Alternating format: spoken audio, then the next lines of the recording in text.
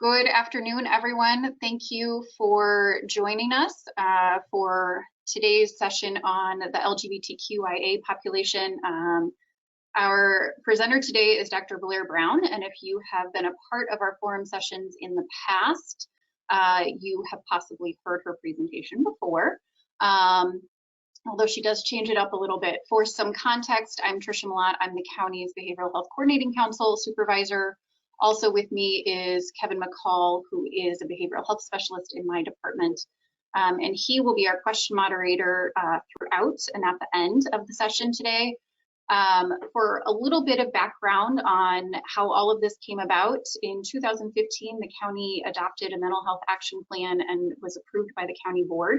And has really set the stage for a lot of the mental health efforts within the county and the direction that we've gone. But one of their priorities was community education, really to increase awareness within the community about a number of topics relative to behavioral health, increase awareness of resources and available organizations, as well as to reduce the stigma surrounding so many behavioral health topics. So with that, the forum was originally created. 2020 was technically our fourth year. But with COVID-19, we actually turned that into about a 6 to 7 month ongoing forum where we've done it virtually for the entire time with several sessions per month. We have one remaining after Blair's presentation today. So in 2 weeks, we will have our final 2020-2021 virtual forum sessions. And that one is on self-care and resilience from a certified recovery support specialist point of view, really giving some insight into what self-care and recovery looks like. So with that, a few housekeeping notes. You all are muted and do not have audio capabilities today, but we will encourage participation throughout.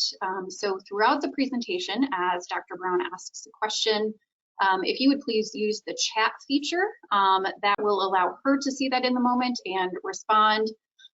Normally, we ask you to hold your questions until the end, but if you've attended several of these, you also know that each presenter is a little bit different. So Dr. Brown's are much more engaging and require participation. So please use the chat feature. If you don't have that function and you can only put it in the questions, that's also okay. We will all make sure that Dr. Brown gets that. And then if you have a question that you want to ask at the end, we just ask that you provide context. So recognizing that that may be read at the end of the presentation rather than in the middle, depending on how her flow is going, we just ask that you have context for that. So with that, I will go ahead and introduce Dr. Blair Brown. She's a licensed clinical psychologist providing therapeutic and psychological testing services for children, adolescents, and adults. She sees clients individually as part of a couple or as a family. And also, I minimized my screen, so sorry. And also serves as the regional clinical director of LifeStance Health. Dr. Brown received her doctoral degree from the Illinois School of Professional Psychology in Chicago and completed her internship and postdoctoral fellowship at Stringwood Behavioral Health Hospital. There, she received training in play therapy, collaborative problem solving, dialectical behavioral therapy, crisis management, and applied behavior analysis. Simultaneously, she completed a fellowship in psychoanalysis. Dr. Brown has worked in outpatient, inpatient, school, community, and camp settings. In her professional practice, while Dr. Brown specializes in a number of areas, the LGBTQIA population is one of them. She believes that developing a solid foundation of trust, empathy, and understanding is the primary catalyst for beginning the process of change. And I can say that she is personally also a wonderful human and brings a skill set to this population that not every clinician can. So with that, I will mute us and turn it all over to her. Thank you, Tricia. Yay, welcome everyone. It's so good to see you. I'm going to share my screen for my presentation, and I might take a moment here and make sure that I can see both the chat and my slideshow at the same time. I'll be darned, look at that. I can see it all. Okay, perfect. So let's see here. Can you guys see the video too? Is the video up? Can you go? Okay. So I'm okay. I'm gonna hide us down here. Please let me know if anything is wonky, and I will do my best to fix it. Okay, so to begin and to get everyone used to using the chat feature, because I repeat, this is going to be an essential part of the presentation, because I think I can throw all the facts in the world at you, but I think our dialogue and questioning and looking at nuance and all of these things are really important to working through some of this stuff. So to get everyone used to using the chat, if people just want to throw in their either your credentials if you're a clinician, or if you're a member of the community, or what you are hoping for or looking for through this presentation, just so that I can know a little bit of my audience and who I'm speaking to, so that I can make sure that I tailor some of our conversations in the direction that is most useful to you all. So this is also my beta test for the chat feature. So take even just in a word or two, write down, are you a mom? Are you an ally? Do you identify as part of the LGBT community? Are you a clinician? Are you a nurse? What are you? Tell me what you are. And let me, or how you want to be identified for this presentation. And I'll make sure that I am speaking to you. So right now, I am not seeing any words in my chat. Is that because you guys are shy, or because I'm not seeing anything in the chat? So far, they're coming in through the questions box. And so we have one who is an LCSW, a partner and an advocate, a mom, a volunteer for PATH, a bisexual nurse, a Wesleyan alum with a BA in Women's and Gender Studies and Sociology. You guys are so cool. Sorry. Interested in obtaining an MSW with a focus on working with fellow LGBTQIA people, a community member and advocate, looking for awareness and rules of engagement, public health, retired special ed teacher, volunteer for PATH. Those are all of the ones entered so far. Okay, you guys are rocking this. This is totally what I was hoping for. I love it. Also, some faculty at ISU wanting to continue their education, and a peer specialist, and I don't think I'm missing. That's good for that. I don't need to out anybody if they don't want to share. So, but that's also helpful for me to know that I'm not going to be able to see the chat. So I'm going to rely on you guys to help me out. Yep. No problem. Okay. All right, cool. So let's do this thing. Let me see all right. So we have to begin with all of the letters. So there they are. And then I apologize. Now I'm going to have everyone virtually shout out what these letters stand for, or what you think they stand for. So let's start with L. And then, Trisha, I threw the video somewhere. Are you just my person? Are you gonna, okay. All right, let's do this. Okay. All right. L, let's shout it out. I'm not talking for people. Lesbian. Woo! All right, give me some G. Gay. Woo! You guys are 2 for 2. Keep going.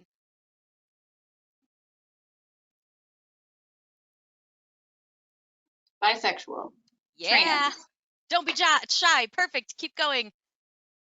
Come on, awesome participants. We've got 2 Qs, so you have like a 200% chance of getting it right, as far as I'm concerned.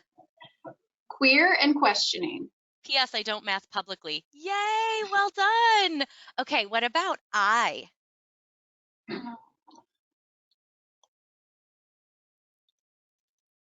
Intersex. Yay, you guys are so smart. How about P?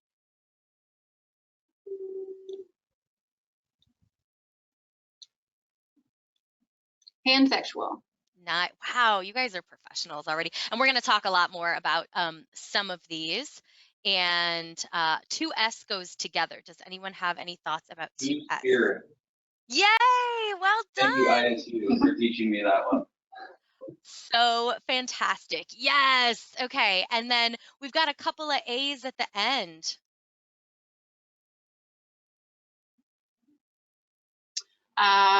Asexual, aromantic, agender.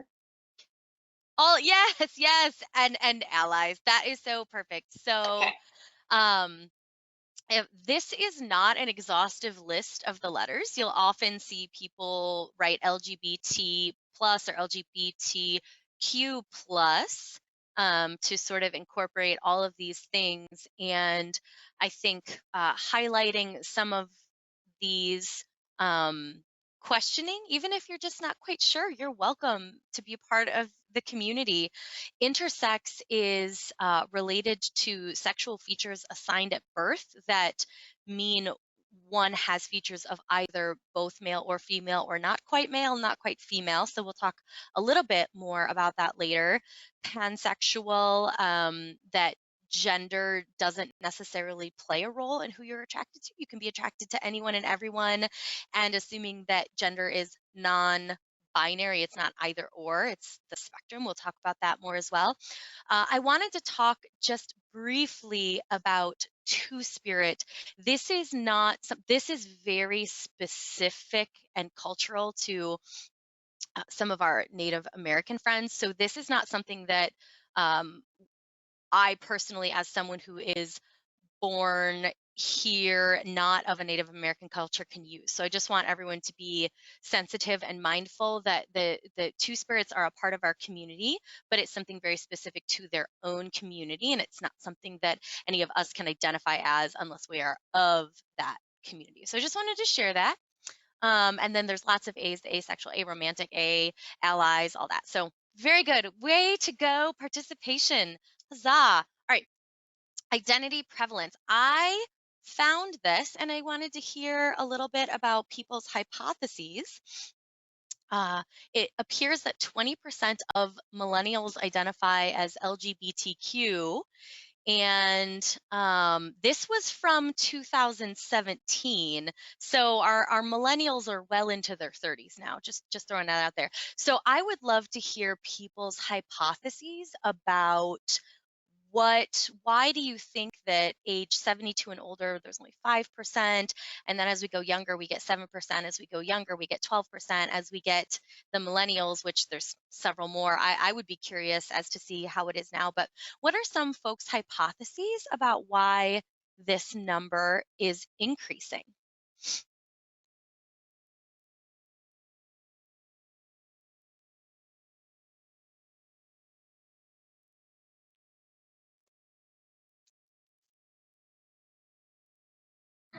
One response is that there is more stigma for older adults. The population under 18 may not be sure or also may not experience the same amount of stigma. Good thought, yeah. Any other hypotheses about why so many more of the LGBTQ community is out ages 18 to 34-ish, given that this is an old stat?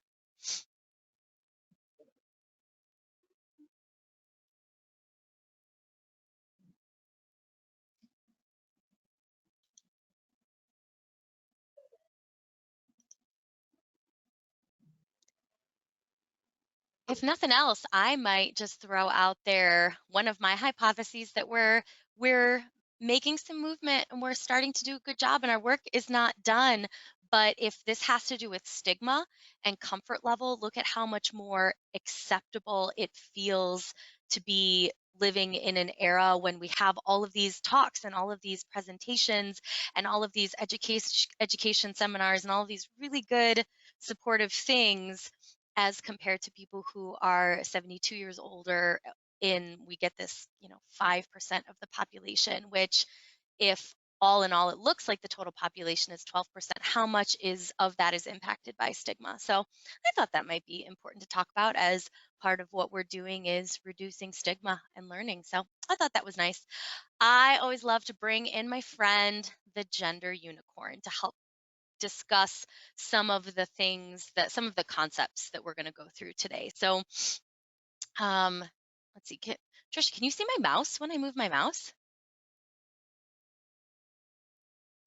I hope so. I don't know. I can't hear anybody. Okay. Yes, So, I can okay. see you floating around with your mouse. You can see me float. Okay, thank you. That helps. Yeah. Okay, because then I know if I have a pointer. So, the different parts that we're going to look at here, we're going to look at gender identity.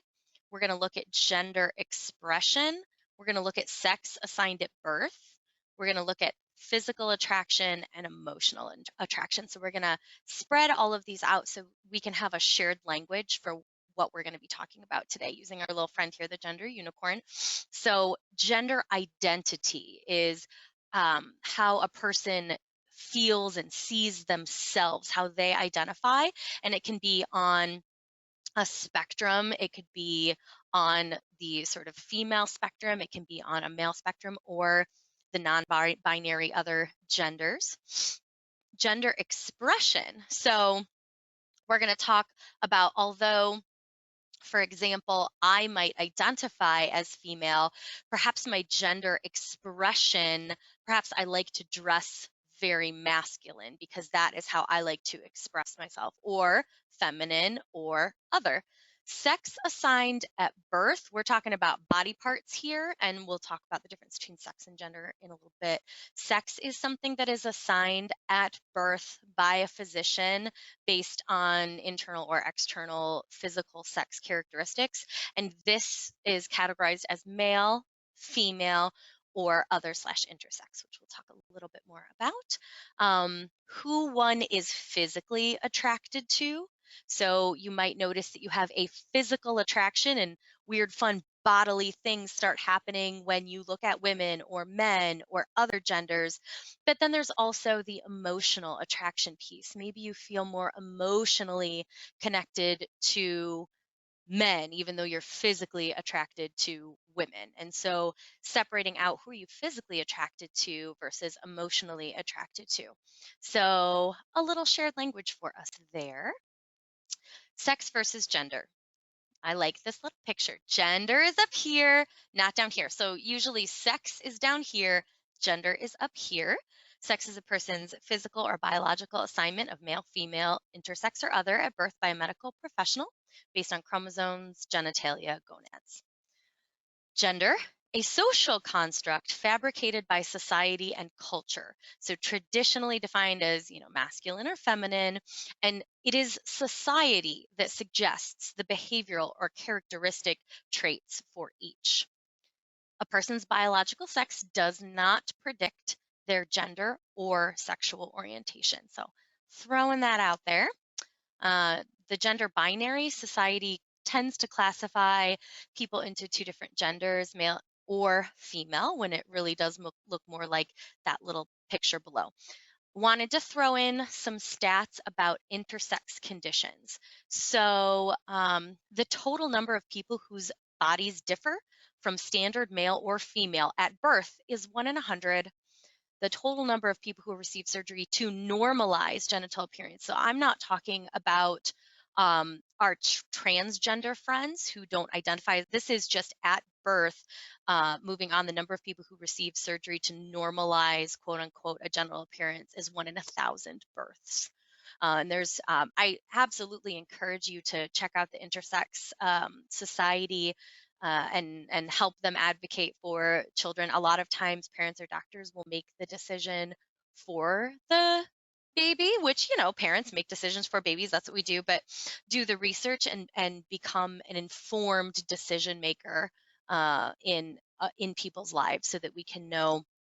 But all of these are conditions that are not entirely male or not entirely female. So I could spend a long time on this, and I won't even pretend that I know necessarily what all of these mean, but there's a lot of them. So just throwing that out there. All right. This is our next opportunity for conversation. So hop on your chat box and share with me some of the observations that you see about these images and how gender and color play into little subconscious messages that we receive about our gender and perhaps our future careers, and what we notice about the colors. And yeah, so just, yeah, type out your observations and I'll happily comment on the observation. So Trisha, just let me know when we have something.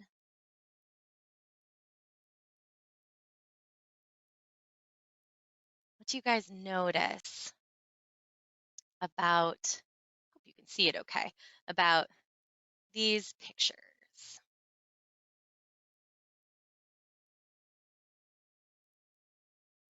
All right, so some of the responses are obviously pink for girls, blue or green for boys. Colors are associated with gender, blue for males, pink for females. I will add that one of the interesting things that stands out to me is that there are even differences in prices and differences of quantities and sizes of options. So even looking at like the picture of the laptops is interesting to me, that the girls is cheaper and different shaped. But then if you look at healthcare and grooming kits, there are differences in different costs. And so it, like those nuances are even fascinating to me. Yes. Let's see. The gendering of food items is something that drives me nuts. Like, so I'm now quoting, like yogurt was very feminine and now they're man yogurt with protein. Man yogurt, yes. Pink for motherhood. In addition to subconscious messages, a tangible consequence is that women and femmes are subject to a pink tax over time because items marketed toward us tend to cost more than their masculine default. Right there. Blue for a medical career. Let's see. Usually the female stuff is more expensive, even if it's exactly the same item. Yeah, I'll take a moment while we're collecting more statements. We have over here the male junior doctor and then the little nurse right there. So why do we have male doctor and female nurse? What is that about? Here we have the same thing, but for assuming for girls, it's my first beauty studio, and for males, it's my first medical center. So it's not said, but it's implied here that to what one of I'm assuming as my esteemed colleagues pointed out, that more expensive here from the chat, because I don't know, I'm just going to assume all of you on the chat are my esteemed colleagues. So there we have it. So much more expensive for the female product. This one cracks me up. We've got Dulcolax for women because girls poop differently. I wasn't sure what that would bounce for men. Yeah, here's the gendered food. We've got princess macaroni for girls, and I don't know if that's firefighter macaroni for boys. I know quite a few women who are firefighters. Here's one that I think might be cut off because my picture is too big, but there's a picture of a watch here and it says how to tell time like a man. So wasn't sure if men told time differently than women. I'm a cisgendered female, so I can't assume to know how to tell time like a man, but apparently there's something different there. Trisha, any other comments that Nope. that we include? Okay, all right, cool. So I just want us all to start questioning how these gender roles impact all of us in a way that is not necessarily how. Oh, did you guys see all the blue candy grenades? That's fantastic. And then pink little pink hammers. Okay, I've belabored my point enough. So there we go. So now let's go into a little bit of our sort of problem statement, discrimination. LGBTQIA folks are vulnerable to vast experience of discrimination in many areas of life. So this could come about in employment, housing, public accommodations, healthcare, which we'll talk a little bit more about later, religious facilities. Does anyone have any experiences they want to share or anything that they've witnessed where someone of our LGBTQIA community has experienced discrimination in one of these areas? Story in the news, something that has happened to you or a loved one. again, because I hope you guys are typing while I'm talking. I can share all of the stats in the world, but what happens is, as humans, we become numb to the facts, and what actually gets us passionate and revved up and staying active instead of getting numb are these personal stories, because sometimes people don't really care till it happens to them, and until you can imagine it happening to you and your loved ones, we get numb. So I want to share some of these stories if people are willing. Trisha, you got anything in our Well, chat box? so I do have one that literally just came in, but I'll also identify that with our first slide, we got a comment and it hadn't tied to any of the other slides yet. But I think this is a good time to point it out, that in reference to the A in the LGBTQIA series of letters to abbreviate for the acronym, that allies are not an oppressed population. So their experience is not the same as those who are asexual, aromantic, agendered, and fit the other described A's. And so I think this is a good slide to bring that point up, that while allies have a really important part in moving a lot of initiatives forward, allies do not experience the discrimination and the oppression that other folks do.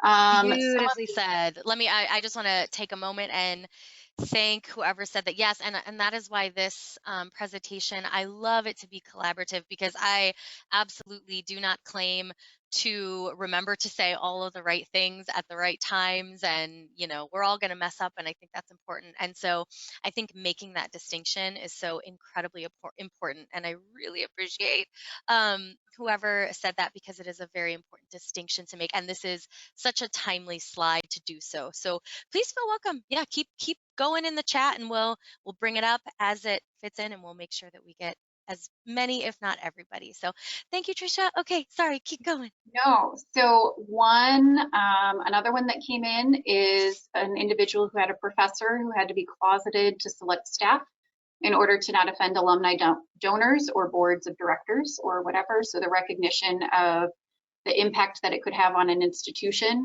or an organization if that person were out.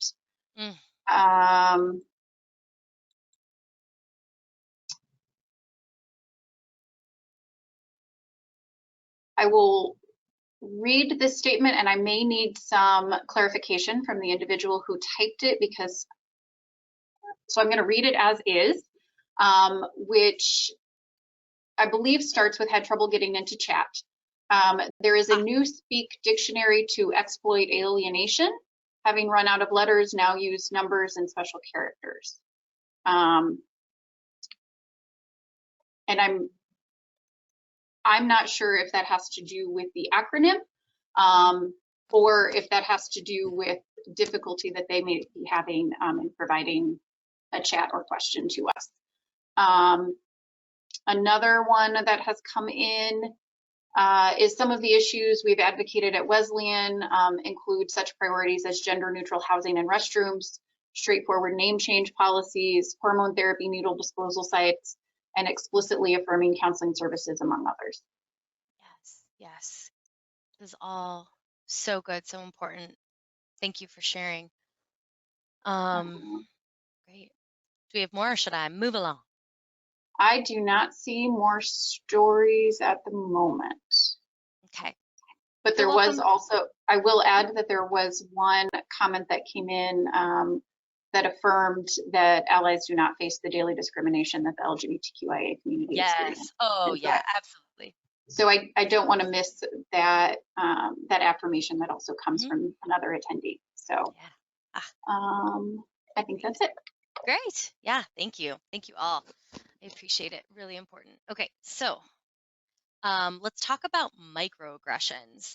These are the everyday verbal, nonverbal, and environmental slights, snubs, or insults, and this next part is most important, whether intentional or unintentional, which communicate hostile, derogatory, or negative messages to target persons based solely on their marginalized group membership. So here in these pictures, these are examples of microaggressions, and as one can, even though some people might be very much doing this with aggressive intent.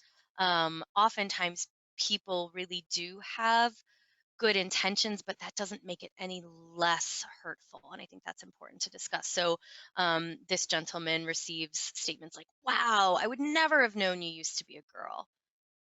Ouch. And then for this person entering a family function, why are you not married yet? Where is your boyfriend? So I'm going to go through a couple more microaggressions so that we can, as a group, start pointing these out to other people when they are saying them, or maybe noticing, oh my goodness, I've said those things and I didn't even realize it was a microaggression. And sometimes it's really, hurtful to realize that you're causing pain for someone else. But I think it's important that we all continue to be our best. So some examples, if you hear giggles in an audience during a same-sex love scene, people staring at same-sex hand-holding, right? Like, it could be very intentional where people, squeeze their eyebrows together and mean mug someone, but also just staring because it feels like something different, which is a reflection of how much it's not prevalent enough in media and in the classroom and in the workplace and so on. Being told you don't look trans as if it's an accomplishment. You're only bi because you haven't found the right man yet. Oh, you're gay? John's gay too. Like, everyone in the community knows each other. Not reacting to straight public displays of affection at all, but maybe some eye rolling or discomfort at quote unquote gay public displays of affection. Asking a gay man for shopping advice and stereotyping.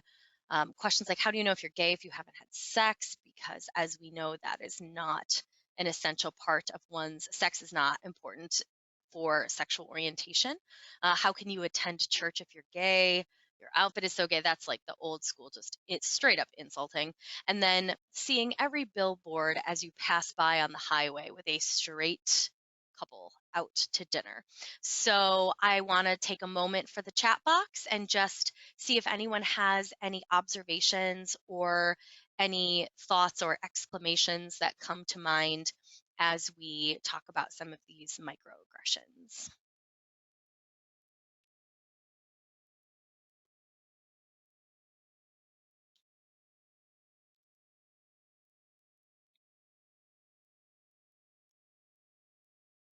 Anyone? Bueller? Bueller? No? Okay. All right. Everyone is in agreement then. Very good. Moving along. Oh, wait. Oh, we got one. We do have one. We got one. We have a few coming in. There you go. The concept of a gold star gay or a gold star lesbian, devaluing people who have had sex with other genders before realizing that they were homosexual. Comments such as, but you had a boyfriend before. Yes. Another comment, I think a lot about how much backlash there always seems to be about any form of media when they display queer couples. Yeah, I just have to share really quick while you're collecting thoughts. I have a 3-year-old, and so we watch Disney Channel. It's just been so because I have a 19-year-old and a 3-year-old, so it's been really interesting to watch Disney Channel evolve. And I am slowly starting to see in one of the shows, Tots, where they are delivering baby animals to their parents. We're starting to see some same-sex parents, and I just hoot and holler. And so it's not nearly enough representation, which is, we're going to talk about, how do we keep changing this world? I think representation is one of the most important pillars of diversity, equity, inclusion. But yeah, I like to see, I think one of the episodes is there's 2 dolphin mamas when they deliver a dolphin baby. So yeah, go Disney. You're getting somewhere with your little princesses. So anyway, sorry, Trisha, there were more, right? Well, one more, and really in response to Disney. And so Disney was the first that they thought of with Good Luck Charlie, which I'm not familiar with, so I don't know the storyline with that one. But this person also identifies glad they're getting better. So yes, glad. Yeah, much better. Okay, great. Yay. All right, so on to some terribly depressing mental health stats. Ooh, go on. Yeah, just keep interrupting me. It's all good. No, I was just going to say the person provided me clarification, which is lovely. I like information. Me too. So apparently that show was initially canceled due to displaying a lesbian couple. No. So the fact that there are Disney shows that are showing representation is clearly a positive move from where they must have been at some point in the past. So. Cool. Oh, so cool. Thank you to that person for sharing. I did not know that. I don't know if that happened earlier than the 19-year-old or between the 3-year-old and the 19-year-old. I don't really know. I can't keep track of everything. So, okay. All right, cool. On to some terribly depressing mental health stats. Very good. Let's go. The LGBTQIA folks are 3 times more likely to experience a mental health condition. Fear of coming out or discrimination can lead to depression, post-traumatic stress disorder, substance use, and suicide. For the LGBTQ community, people aged 10 to 24, suicide is one of the leading causes of death. LGBTQ youth are 4 times more likely to attempt suicide. Questioning youth are 3 times more likely to attempt suicide, experience suicidal thoughts, or engage in self-harm as compared to straight youth. 38 to 65% of transgender individuals experience suicidal ideation. Family rejection after coming out increases the likelihood of attempted suicide by 8 times. One of my favorite things to see on the interwebs, even though it also makes me very sad, is all of the T-shirts that are like the Dragon Mamas or the Mama Bears for the LGBT community, and they go, "Oh, your family rejected you. I'm your mother now." And I just love all the "I'm your mother now" T-shirts.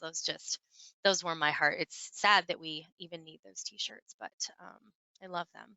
20 to 30% of LGBTQ people abuse substances, and just for a point of reference, as compared to the general population, that is 9%. 25% of LGBT folks abuse alcohol, specifically as compared to the general population, which is 5 to 10%. I have a few more stats that I'm going to go through, but I would love if while I'm talking in the chat box, you guys are starting to give a few reactions. I might even leave the screen up for just a moment here to see if there were any numbers that were particularly striking to you, or any thoughts or feelings that came up during this, because obviously I should have put a trigger warning. This is a very, very triggering topic. So do whatever you need to do, self-care. Luckily, we're virtual, so you can just slam your laptop down and leave if you don't want any part of this. But please feel welcome to share anything that you want to share in the chat box. LGBTQ and people of color. So discrimination compounds by intersecting identities. So I wanted to show you this, I guess it's a graph. If these are folks who by race or ethnicity say they have been personally discriminated against because of their LGBTQ identity. So we notice all LGBTQ people, it's about 20%, but when we separate things out, white LGBTQ folks were at the 13% and 32% for LGBTQ people of color. So it compounds the more of these identities that are oppressed. Interacting with the police, and this is from 2017. I should find, and this is NPR, I should find a new one with everything that's going on in the world today, but all LGBTQ folks, for interactions with the police, white LGBT folks goes down to 11%, and then 24% for LGBTQ people of color. So I think, is that my last depressing? Yeah, okay, that's my last depressing slides are these. So Trisha, I'm going to turn to you and see if we have anything in the chat box. Yeah, so I have a comment and a question. So one individual has commented, and I can second this, that homelessness is a huge struggle within the LGBTQIA community, especially for trans and other gender non-conforming youth of color. And I can confirm that this is something that I have also seen, that specifically with trans individuals, especially at certain age populations, sort of in that 18 to 24 range, can really be a struggle. So looking at that intersection as well. And then one of the questions that came in is with relation to your last slide about the statistics. And so does the suicide rate suggest depression and maybe symptomatic of trauma as well as other sources of symptoms? Yeah, I don't know the answer to that as it would have originated from those studies and those statistics, but just from professional experience as a psychologist, I would say absolutely. One doesn't often have suicidal ideation without depression, but one can have depression without suicidal ideation. So I would absolutely assume that all of that, if one is experiencing suicidal ideation, it is hand in hand with a lot of those other issues, including depression, including trauma, including all of that. So I don't know if that answered the question, but I hope so. Any other things in the chatty chat box? Okay. Yeah, people usually, even in person, people tend to quiet down a little bit about at this part because it kind of hurts. So, okay, so more depressing treatment issues. 1 in 5 LGBT individuals reported withholding information about their sexual practices from their healthcare professional. So, all right, here's your homework assignment while I'm on this page is let's talk about implications. So if you take these statements and then take them one step forward, what are some of the implications? What are some of the problems that can happen if someone withholds important information about their sexual practice from a healthcare professional because for whatever reason they are withholding? Either the environment itself didn't feel safe, they didn't feel like they could share it, or they're reading some implicit or subconscious, unconscious bias from their provider, and so they're choosing not to share it, or they've had a history of being rejected in the past, and so they just want to come and talk about the stuff and then leave the rest. So let's think about the implications of what this means. 30% of transgender individuals reported postponing or avoiding medical care when they were sick or injured due to discrimination and disrespect. Approximately 8% of LGB individuals and nearly 27% of transgender individuals report being denied needed health care outright. So I'm loving whatever you got going in the chat right now. In mental health care, stigma, lack of cultural sensitivity, and unconscious and conscious reluctance to address sexuality may hamper effectiveness of care. And that's part of what we're doing here today, right? Is decreasing stigma, hopefully increasing all of our cultural sensitivity. And the thing about unconscious versus conscious, as Trisha mentioned, I did a 2-year fellowship in psychoanalysis, and even though we all know Freud was kind of a schmuck, he also had some really brilliant things to say in understanding the unconscious. And if something is unconscious, you aren't aware of it, and no matter how hard you think or no matter how hard you reflect, you can't even possibly become aware of it. That is why it is in the unconscious category, and that is why we need to have these conversations, and that is why we need to do these presentations, and that is why I need you guys to call me out on my stuff too, because unconscious means you're not aware of it, and the only way to become aware of it is if someone calls you out. And so part of what we're doing too is working on building a little bit thicker skin and being able to tolerate and welcome and get excited about those conversations where someone calls you out on your unconscious bias. So that is part of what we're doing today. So Blair. Yeah. Well, so one, I will add that you have a positive, I love that we all know Freud is a schmuck. Mm-hmm. So I'll just validate that you received that positive feedback.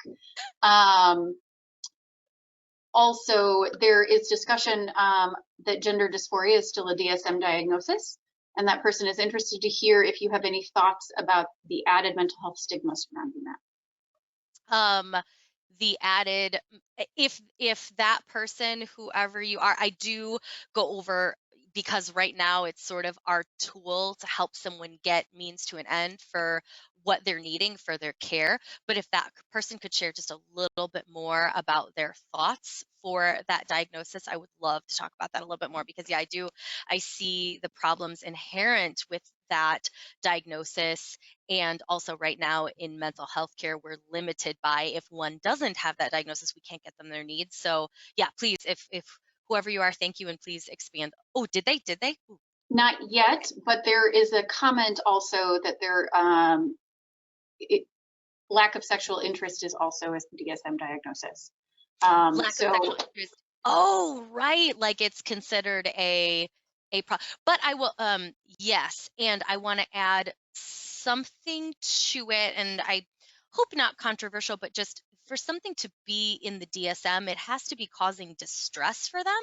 And so if someone is asexual but not even remotely distressed about it's not a disorder, because it's not impairing their life. In fact, those folks are living their best life if they are asexual and appropriately not being sexual. I will say the diagnosis says if it is causing distress or impairment in their functioning. So I want to tease those two things out, where it is perfectly healthy to be asexual. And for some people, their own perspective is that it is ruining their life that they're not sexual because they want to. So I want to recognize those two camps sort of on both sides, and that we don't have to be mutually exclusive, that we can live in the dialectics of both of those folks live at the same time.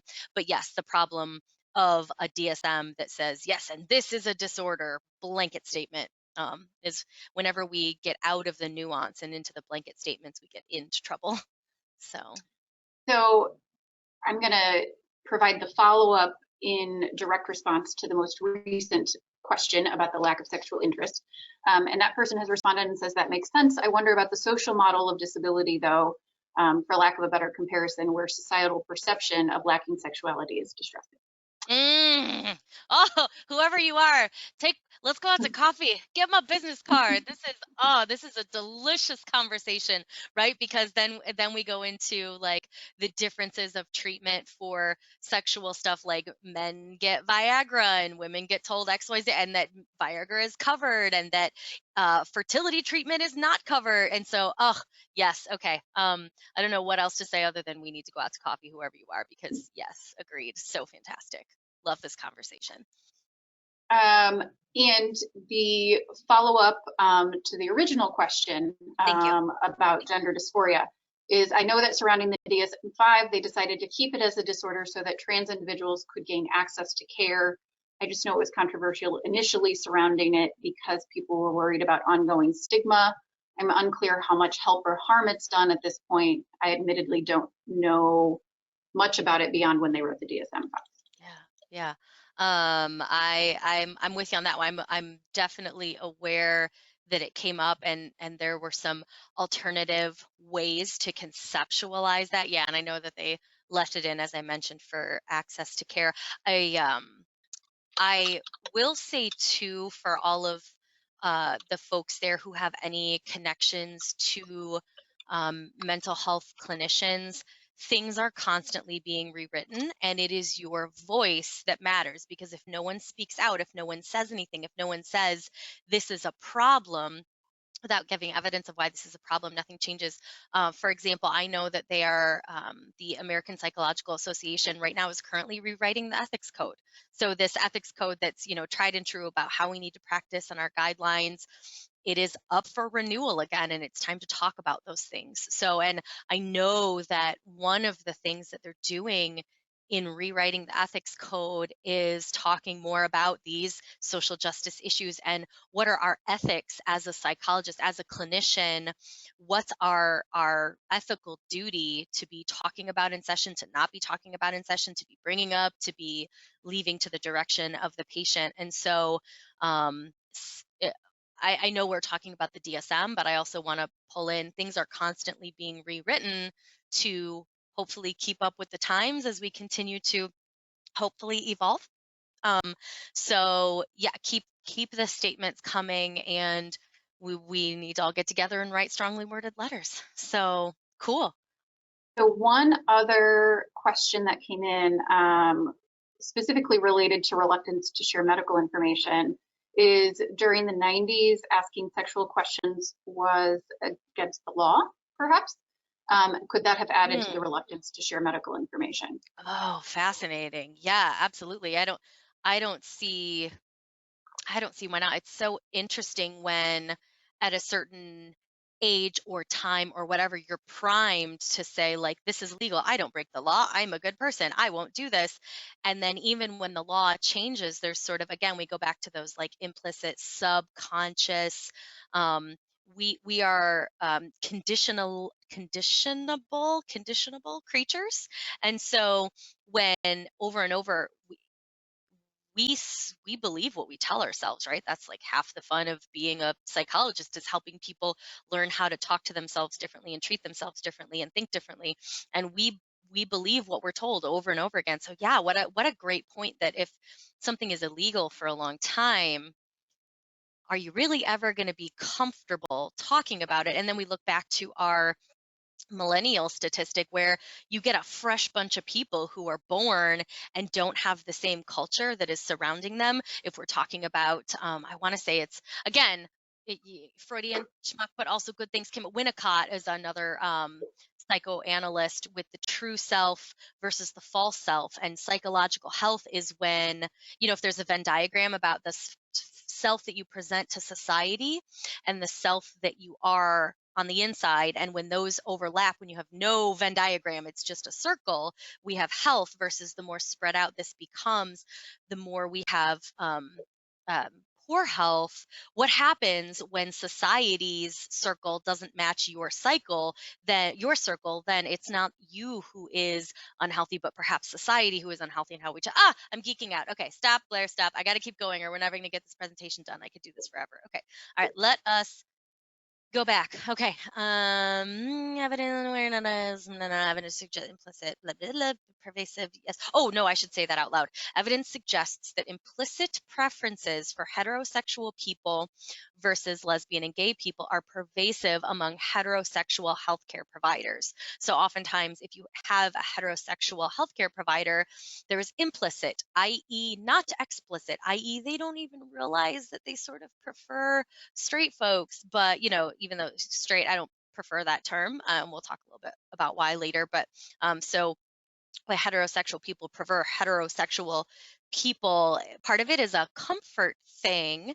And so again, representation, if we have more providers who identify in the LGBTQ community, so representation and also comfort, the more we're talking about it, the more we're having these conversations, perhaps we can work on diminishing discomfort, so there's not so much of an implicit preference for heterosexual to heterosexual, if that makes sense. LGBT individuals that keep their sexuality hidden are at increased risk of psychological distress. Also prevents them from accessing group-based coping resources that buffer against the stigma. So these are, again, these are questions to address internalized homophobia.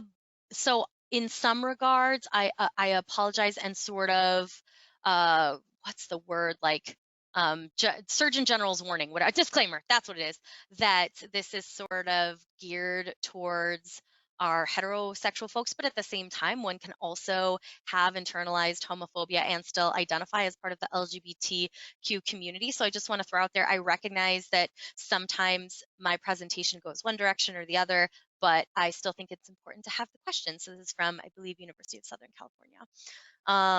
And a lot of these questions also relate to, with every question, there's a what can you do about it that is a part of this. So, for example, do you laugh at jokes whose humor depends upon stereotypes, usually negative, of lesbian, gay men, or bisexual people? I don't know why I said gay men, but anyway, do you tell these jokes in public? If someone makes a humorous remark based on a stereotype, do you point that out or do you just laugh? So there's the internalized homophobia piece, but then there's also that social justice piece of, if someone makes what they perceive to be a humorous remark, do you laugh out of discomfort or do you point it out and say, that wasn't funny? In fact, that was really quite hurtful. Do you use dehumanizing slang?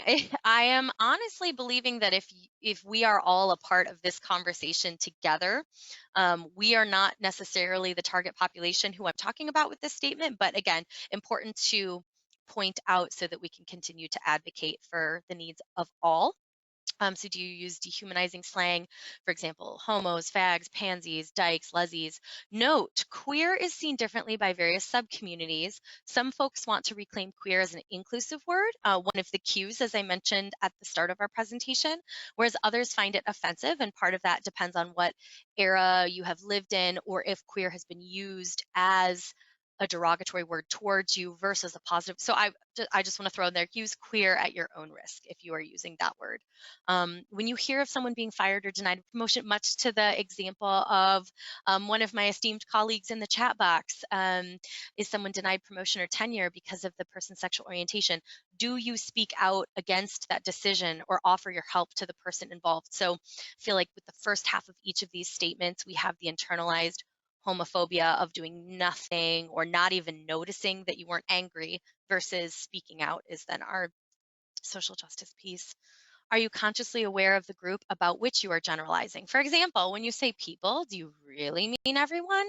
When you say women, do you really mean heterosexual women? So be careful if you're making general statements, make sure that it actually does apply to everybody. If you are going to make more narrow specifications, just be mindful of that and make sure that you're doing that when you're writing, when you're teaching, when you're speaking. Do you assume that because someone speaks out in support of gay, lesbian issues, that that person themselves is homosexual? Do you identify yourself as heterosexual or let yourself be assumed so when homosexuality is a topic of discussion or when confronting people about derogatory remarks? Why? Got a couple more, and then how much time do I have? And then I'll pause for a beat for questions. Do you respond to newspapers and other media which put down LGBTQ folks? Do you participate in altering city ordinances or laws which limit the freedoms of our LGBT folks? Do you protest harassment? When speaking of couples, do you include gay and lesbian couples? Do you assume, or, and again, that's what the binary, so we can include it all, but again, I stole this from the University of Southern California, so using their words. Do you assume the person you are speaking to is heterosexual? For example, do you say, do you have a girlfriend or do you have a boyfriend rather than do you have a lover, spouse, partner, life mate? Do you respect the need for secrecy of persons you know to be LGBTQ? If someone asks you whether or not Janet Doe is a lesbian, do you say you should ask her, even though you know her to be heterosexual or bisexual or lesbian? When speaking to patients, students, or peers about sexuality, do you present homosexuality and heterosexuality as equally valid orientations? Do you press other adults, faculty, administrators to do the same? I think, okay. Does anyone have any thoughts, questions, comments, concerns about some of this? I know some of this stuff is pretty heavy. So I welcome the comments if they're there. Otherwise, I will keep on going with ye old presentation. So one comment or question that has come in, and it may have been in relation to a comment To an you earlier, made oh, okay. previously. So it may not directly be tied to this, but it is, you use the term heterosexual but not homosexual. Why?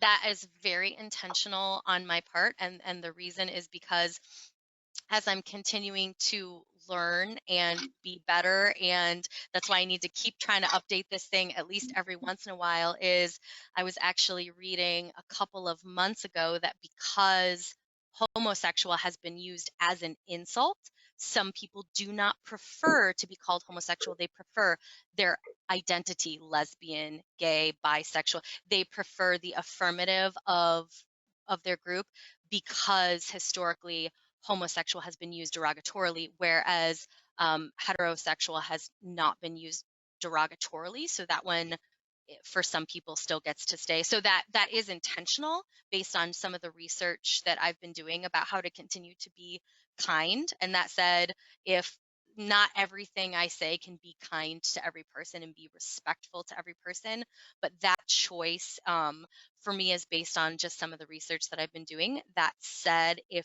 that feels yucky to some people, I'm also open for that conversation as well. But that one is a very intentional choice on my part.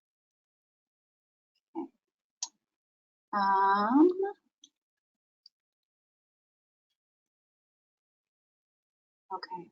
We good for now? We're good.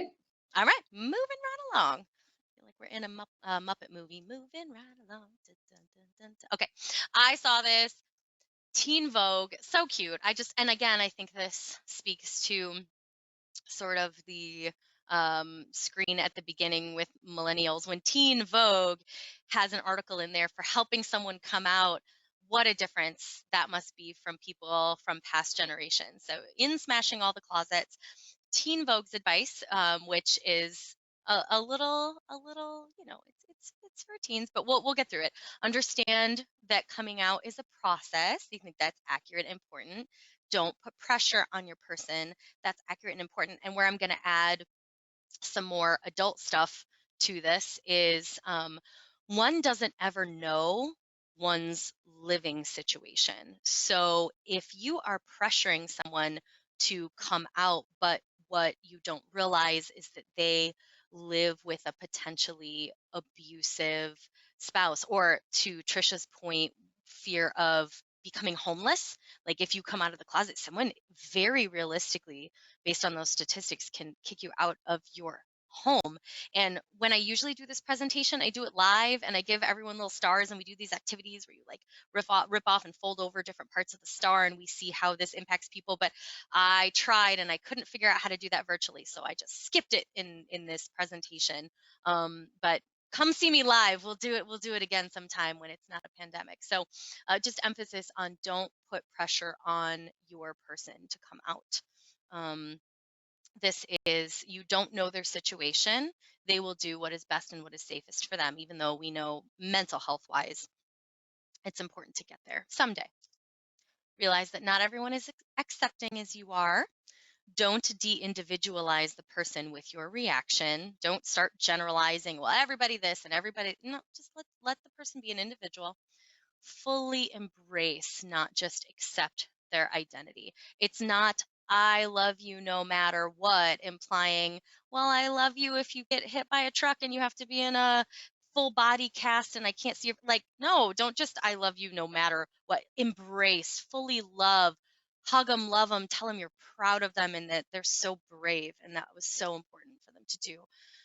Trying to help can sometimes feel insensitive. Don't make assumptions about what you think the person wants or needs. So anyway, I just thought, way to go, Teen Vogue. Look at you go. So I thought that was cute. Prevalence research. Oh yeah. Can I interrupt to add a quick comment? Oh. Which is one of, and I don't mean to steal your thunder because I can't remember if you include this in your presentation or not. Do it. But it ties your last slides and this one. But one of my favorite things to both challenge our internal homophobia, as well as recognizing the coming out process, are questions that somewhat sound mocking at times, but really, I think, give insight into what the process of coming out can be like, which are things like, when did you know you were a straight woman? When did you know that you first wanted to kiss a boy? It turns it on its head, right? Yeah. Or did you worry what your parents would think when you asked to go on a date with a boy as a straight girl? So recognizing those types of things that those of us who live in the cisgendered world didn't have to consider. So thinking through that, and I don't remember where that original piece came from, but it is one of my favorite sort of pieces that ties the coming out and the challenging our internal thoughts all together. I love that so much because it also points out privilege. It also makes you abundantly clear of privilege. So that is so cool. Thank you. Oh, I love that. Okay, I don't remember how long my presentation is, and I'm aware of the time. I keep looking off to the side, so hopefully, I don't think it's that much longer. because I'll save a couple minutes for questions. Transgender population size, a meta-regression of population-based probability samples. So when people are, and again, this is 2017, so I really do need to update my research. But when people are saying how prevalent is this, it's about 1 in every 250 adults, or almost 1 million Americans, which is similar to a lot of other, I'm trying to remember. Oh, I just read this recently. I think the number of folks with separate but transgender is not intersex. Those are very different things. But the stats reminded me. I think the prevalence of intersex conditions is similar to redheads, so natural redheads. So I think just to give you a sense of like how often you see XYZ. More invisible is the prevalence of intersex conditions. So I just wanted to throw that out there. So to my colleague's question and point, right now the APA has defined gender dysphoria as follows. Gender conflict forgive me, I am starting to move a little bit more quickly through the slides just so that I can have just a couple minutes for questions if anyone has them, or comments or concerns or conversations. So I don't mean this in any way to be disrespectful, as much as I want to get through with all of this. So gender conflict affects people in different ways, and people may have varying degrees of approaching this, ranging from quote unquote cross-dressing, hormone sex change surgery, or just using their affirmed genders, pronouns, and bathrooms. This is not a linear progression of treatment. This is just treatment options. Some people may find that they only want a sex change surgery, and that's it. They don't want to cry. They don't want anything. That's what they want. Or some people are perfectly happy just cross-dressing, and that is enough for them. So this is not linear. This is just options. Gender dysphoria is not the same as gender non-conforming. Gender nonconformity includes girls behaving and dressing in ways more socially expected of boys. Again, example, adult men cross-dressing. Those are what we hear most about in the media, I believe, because you hear a lot about drag queens, but you don't hear a lot about drag kings. Now you have to look up some of those beautiful humans. Oh my goodness, so fantastic. Gender nonconformity is not a mental disorder. Gender dysphoria is not the same thing as being gay. I feel like we have a very advanced audience, so some of this feels very elementary, but I just wanted to throw it out there. Some children express dysphoria at 4 years or younger. Some adolescents don't start to feel uncomfortable until puberty hits. Some children find that they're unable to shower, wear swimsuits, or undertake self-harming behaviors because of their body. Normally, I devote quite a bit of time to conversation about this. This was an actual magazine cover. Why is Angelina turning Shiloh into a boy? A boy's haircut, calls her John, no girly things. Is it harming the 3-year-old? So I just want to show that this was an actual cover to a magazine. I hope you guys are all as shocked and dismayed and enraged as I am. So that would be a great point to send a letter to the editor. Personal gender pronouns, ask for pronouns as a most basic way of showing respect. A microaggression that I was using in my youth when I was all hoity-toity, look at me, I'm in grad school, I know fancy words, is I would say things like, in your writing, you need to write he or she. They and them is only used for the plural because that's what's grammatically correct. My poor, sweet, younger little version of myself did not realize that that is a microaggression because, and the world had not come around to own that pronouns for they, them absolutely can be referred to for the individual. This is the most common gender neutral pronoun, often most used by non-binary or transgender folks. There's all kinds of different pronouns. I will encourage you guys to look those up on your own, but for now, just as an introduction, this image shows the quality of transgender and some LGBT protections in the United States. So look at this map of the United States. For red states, trans folks are not protected from bullying or discrimination. They cannot access medically necessary health care. They cannot change their name or gender marker on their IDs. come back to me, can be unfairly, can be fired, evicted, or kicked out of public places just for their gender identity. Folks, we have a long way to go, because look at the majority of, like, we're in Illinois, so like, yay, we have high equality. That's awesome. One, we still kind of suck, and two, we're not done. So I just preview of coming attractions. This is our goal. This is what we have to take over. So inclusive language. Sometimes I say guys a lot, just a habit from my youth, but we want to avoid ladies, gentlemen, ma'am, sir, girl, unless we are certain of that these are the preferred ways to address people. Otherwise, friends, folks, I like colleagues, everyone, you, anything to shift to gender inclusive language. So being mindful of your language. I do believe that the slideshow, at least, is going to be shared with everybody. So I'm going to leave it to you guys to read so that I can address any questions or comments at the end. I've got some do's and don'ts of being a trans ally. Considerations for your practice: not making assumptions, not labeling, always use inclusive language.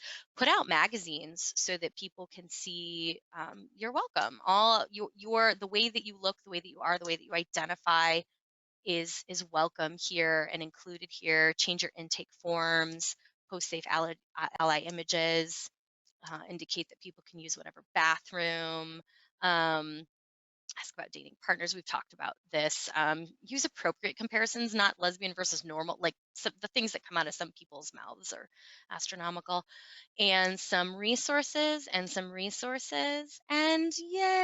the end. So with our last remaining 45 seconds, Trisha, is there anything that I should address in our wonderful chat box? That this is my first webinar. I'm usually a live presenter. This is my very first webinar. You guys have been, see, there you go, guys. You all have been fantastic and participatory, and I really appreciate it. So what do we have? What do we have in our last moments of this presentation? No pressure for 30 seconds that I have. Perfect, no pressure. Thankfully, I'm on the control panel side of it, and we can go beyond 30 seconds. We have a lot of thank yous and how informative today was. Yay, I love you guys. All, I love you all. See, look, I suck. We always got to be self-aware. Keep going, sorry. Some validation of grammar professors who were adamant about they and them cannot be singular pronouns, even though the MLA came out years ago saying it was fine. Keep up, grammar people, come on. I would add to that comment that pronouns are really specific to the person.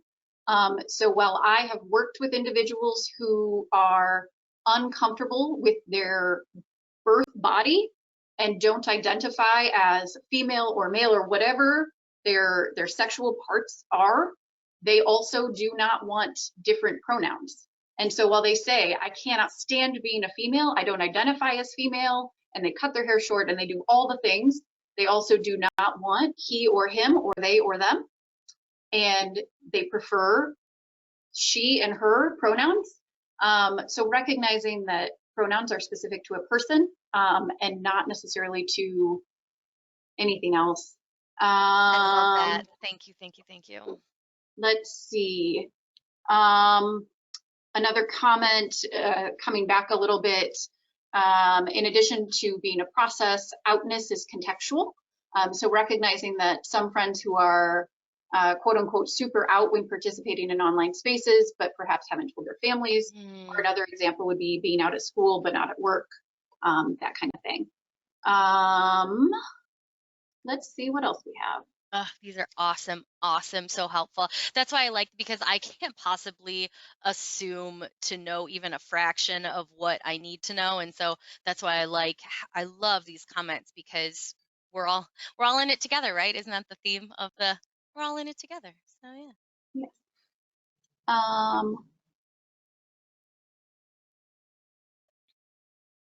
Let's see. And thank you for undertaking this huge task of translating and organizing and paraphrasing and chat mastering.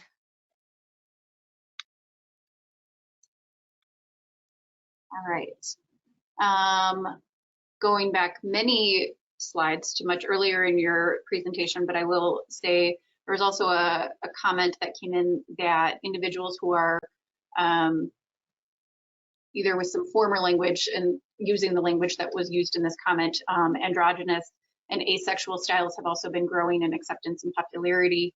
And their comparison is to like Twiggy and glam rock styles of the past. Yes. And so that, but I would also offer the comment of, is that growing in popularity, or is it instead recognition of a reduction in stigma and more acceptance of people being whoever they are and looking however they want to dress and cut their hair? And, you know, maybe it's a chicken or an egg, but either way, we are certainly at least in a point in time where a lot of people feel much more free to be whoever they are. I love it. And all right. Let's see.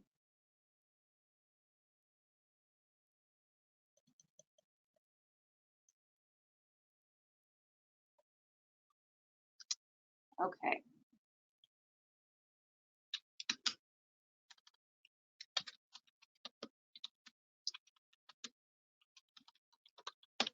I will just throw out there that if anybody has any last or final questions or comments, to please send them through. We'll give you another second or two to send that on.